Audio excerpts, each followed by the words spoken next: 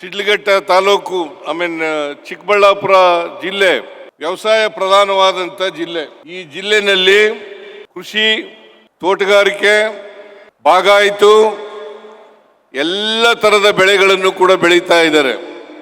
ಇಲ್ಲಿ ಆಹಾರ ಪದಾರ್ಥಗಳನ್ನು ಬೆಳೀತಾರೆ, ಜೊತೆಗೆ ತರಕಾರಿಗಳನ್ನು ಬೆಳೀತಾರೆ, ಹಣ್ಣುಗಳನ್ನು ಬೆಳೀತಾರೆ.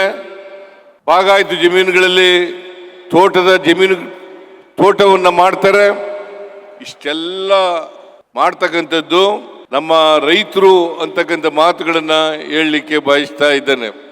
ಅದಕ್ಕೋಸ್ಕರ ಚಿಕ್ಕಬಳ್ಳಾಪುರ ಜಿಲ್ಲೆಯ ಎಲ್ಲ ರೈತರಿಗೆ ಧನ್ಯವಾದಗಳನ್ನು ಈ ಸಂದರ್ಭದಲ್ಲಿ ಹೇಳಲಿಕ್ಕೆ ಬಯಸ್ತಾ ಇದ್ದೇನೆ. ಇಷ್ಟೊಂದು ಅಭಿವೃದ್ಧಿ ಕೆಲಸಗಳು ಆಗ್ತಾ ಇದ್ರು ಕೂಡ ಇದು ಚಿಕ್ಕಬಳ್ಳಾಪುರ ಜಿಲ್ಲೆ ಒಂದೇ ಅಲ್ಲ, ರಾಜ್ಯದ ಅನೇಕ ಎಲ್ಲ ಜಿಲ್ಲೆಗಳಲ್ಲೂ ಕೂಡ ಅಭಿವೃದ್ಧಿ ಕೆಲಸಗಳನ್ನು ನಮ್ಮ ಸರ್ಕಾರ ಮಾಡ್ತಾ ಇದೆ. ನಾವು ಅಧಿಕಾರಕ್ಕೆ ಬಂದು 2.5 ವರ್ಷ ಆದಮೇಲೆ ಇವತ್ತು ಶಿಡ್ಲಘಟ್ಟಕ್ಕೆ ಮೊದಲನೇ ಬಾರಿಗೆ ನಾನು ಬರ್ತಾ ಇದ್ದೀನಿ.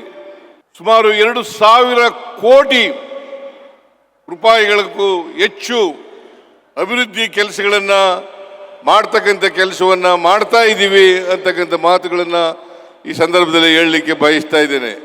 ಅನೇಕ ಇಲಾಖೆಗಳು, ಸಣ್ಣ ನೀರಾವರಿ ಇಲಾಖೆ, ರೇಷ್ಮೆ ಇಲಾಖೆ, ತೋಟಗಾರಿಕೆ ಇಲಾಖೆ, ಕೃಷಿ ಇಲಾಖೆ, ಸಣ್ಣ ನೀರಾವರಿ ಇಲಾಖೆ, ಹಾಗೆಯೇ ಶಿಡ್ಲಘಟ್ಟ ಪಟ್ಟಣ ಮತ್ತು ಚಿಂತಾಮಣಿ ಪಟ್ಟಣ, ಈ ಪಟ್ಟಣಗಳಲ್ಲಿ ಕುಡಿಯುವ ನೀರು ಇದನ್ನ ಕೂಡ ಮಾಡ್ತಕ್ಕಂಥ ಕೆಲಸವನ್ನು ಮಾಡ್ತಾ ಇದ್ದೀವಿ. ಜೊತೆಗೆ 3ನೇ ಹಂತದ ಸುಮಾರು 164 ಕೆರೆಗಳಿಗೆ ನೀರನ್ನು ತುಂಬಿಸ್ತಕ್ಕಂಥ ಕೆಲಸವನ್ನು ಮಾಡ್ತಾ ಇದ್ದೀವಿ. ಎತ್ತಿನಹೊಳೆ ಪ್ರಾಜೆಕ್ಟ್ನಲ್ಲೂ ಕೂಡ ಕೆರೆಗಳಿಗೆ ನೀರು ತುಂಬಿಸ್ತಕ್ಕಂಥ ಕೆಲಸವನ್ನು ಮಾಡ್ತಾ ಇದ್ದೀವಿ. ಅದು ಕುಡಿಯ ನೀರಿನ ಪ್ರಾಜೆಕ್ಟು. ಹೀಗೆ ಕೋಟ್ಯಾಂತರ ರೂಪಾಯಿಗಳನ್ನು ನಮ್ಮ ಸರ್ಕಾರ ಖರ್ಚು ಮಾಡ್ತಾ ಇದೆ ಅಂತಕ್ಕಂಥ ಮಾತುಗಳನ್ನು ಹೇಳಲಿಕ್ಕೆ ಬಯಸ್ತಾ ಇದ್ದೇನೆ. ಈಗಾಗಲೇ ನನ್ನ ಮುಂದೆ ಮಾತನಾಡಿದಂಥ ಅನೇಕ ಜಮೀರ್ ಅಹಮದ್ ಖಾನ್, ಮುನಿಯಪ್ಪನವರು, ಮತ್ತೆ ಸುಧಾಕರ್ ಅವರು, DK ಶಿವಕುಮಾರ್ ಅವರು ಅವರವರ ಇಲಾಖೆಯಲ್ಲಿ ಮತ್ತೆ ಸರ್ಕಾರ ಹಮ್ಮಿಕೊಂಡಿರ್ತಕ್ಕಂಥ ಕಾರ್ಯಕ್ರಮಗಳನ್ನು ಪ್ರಸ್ತಾಪ ಮಾಡಿದ್ದಾರೆ. ನಾನು ಮತ್ತೆ ಪ್ರಸ್ತಾಪ ಮಾಡಲಿಕ್ಕೆ ಹೋಗಲ್ಲ. ಇವತ್ತು ಗ್ಯಾರಂಟಿ ಯೋಜನೆಗಳನ್ನು ಇವುಗಳಲ್ಲದೇನೆ ಗ್ಯಾರಂಟಿ ಯೋಜನೆಗಳನ್ನು ರೂಪಿಸ್ತಕ್ಕಂಥ ಕೆಲಸವನ್ನು ನಾವು ಮಾಡಿದ್ದೀವಿ.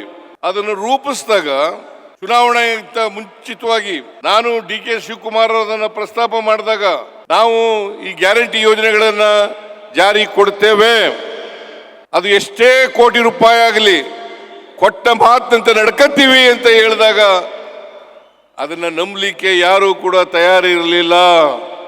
ರಾಜಸ್ಥಾನದಲ್ಲಿ ಈ ದೇಶದ ಪ್ರಧಾನಮಂತ್ರಿ ಪ್ರಸ್ತಾಪ ಮಾಡಿದ್ರು, ಅವರ ಭಾಷಣದಲ್ಲಿ ಹೇಳಿದ್ರು, ಈ ಗ್ಯಾರಂಟಿ ಯೋಜನೆಗಳನ್ನು ಜಾರಿ ಮಾಡಲಿಕ್ಕೆ ಸಾಧ್ಯ ಇಲ್ಲ. ಒಂದು ವೇಳೆ ಅಟಿಕ್ ಬಿದ್ದು ಕರ್ನಾಟಕ ಸರ್ಕಾರ ಜಾರಿ ಮಾಡಿದ್ರೆ ಸರ್ಕಾರ ಆರ್ಥಿಕವಾಗಿ ದಿವಾಳಿ ಆಗ್ತದೆ ಅಂತ ಎಲ್ಲ ಹೇಳಿದ್ರು.